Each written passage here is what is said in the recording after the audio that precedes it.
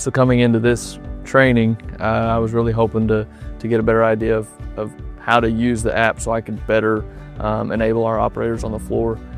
4 months ago, I didn't even know it existed. It was brand new to me then, and to get this much info and deep diving into it as much as I have, it has really helped me understand what actually goes on at our company and the background of it all.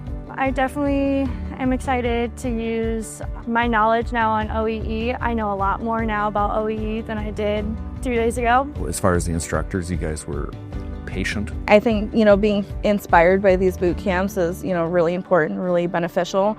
Being able to share the knowledge with my team, you look at that interface every single day, but there's certain things that you may look past, and being able to learn about those, that was one thing that really inspired me. This boot camp definitely helped new manufacturing analysts and anybody who's really new to Redzone, and I would definitely recommend it.